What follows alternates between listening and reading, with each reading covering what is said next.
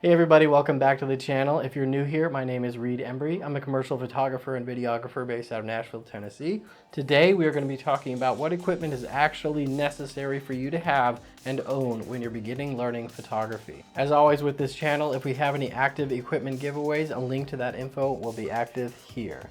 So let's get started. Welcome back. First item on our list, which is the camera.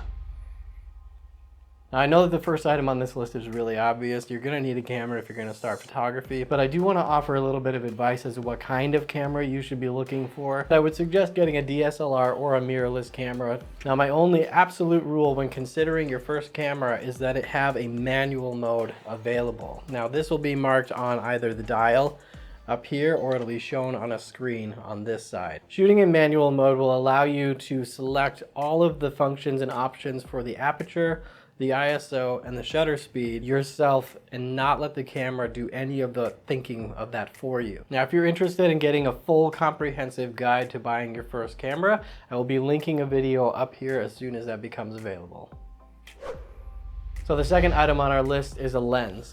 So all DSLRs and mirrorless cameras are going to require that you get a separate lens to work with. They simply snap onto the front like this by lining up the two dots on the side, and it clicks into place like that. So a little bit of advice that I like to give people when they're just starting out is to go with a telephoto lens. A telephoto lens will cover a wider range of focal lengths, say 24 to 70 millimeters, 70 to 200 millimeters, and this will allow you to zoom in or zoom out of your subject optically and also help you compress and decompress space.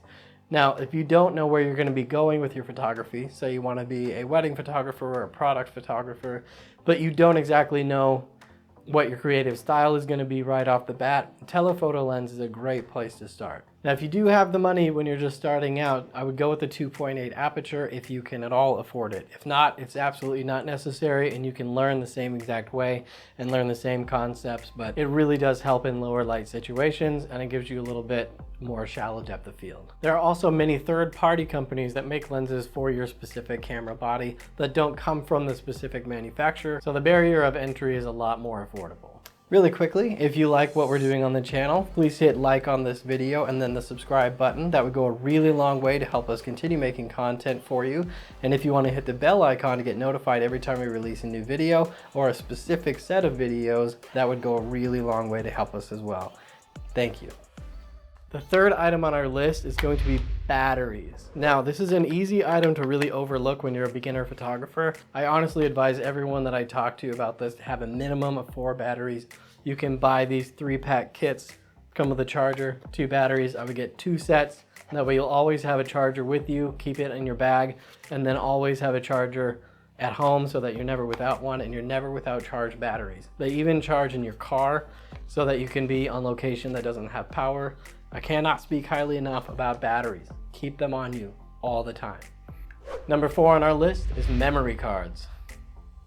Now, I advise people when they're first starting out to have anywhere between 2 and 4 memory cards. I wouldn't have any more than that because if you are starting to do jobs, you can get confused as to what is on what card and you can accidentally delete jobs very easily. The sweet spot that I have found for myself personally is to have 2 64GB memory cards on me at all times. And when I get home from the job, I immediately upload the footage or the photos depending on what I'm doing. So that way I know exactly where I'm at and what I'm doing with each card. I've included a lot more information on this in my photography workflow for beginning photographers video, which will be linked up here as soon as that becomes available.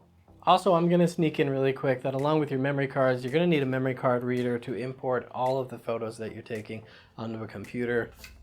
So number 5 is going to be the tripod. Now, the tripod is an essential piece of equipment for every single photographer, from beginner all the way up to the highest professional. We all use them, even if you just bring it on set to have somewhere safe to put your camera when you're not using it. They are, however, especially important for new and beginning photographers because they can get you mounted onto something that's more stable in almost any environment, and you can help battle those really tricky low light situations when you're just starting out.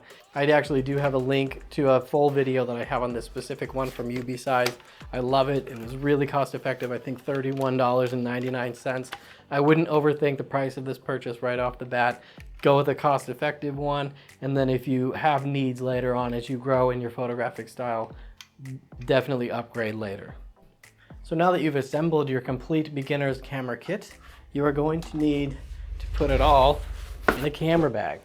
So the camera bag is extremely important for keeping things organized and safe while you're on different jobs. You can quickly grab it, throw it in the back of your car, and just go. It makes everything quicker and more streamlined. I wouldn't overthink my purchase right off the bat on this. Again, go with the less expensive one.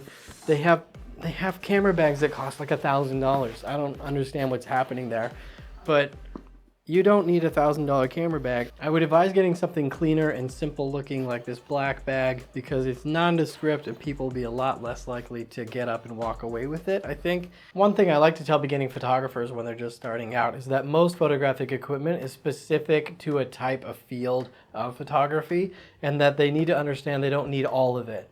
You don't have to have every piece of equipment. You don't have to have the most expensive things.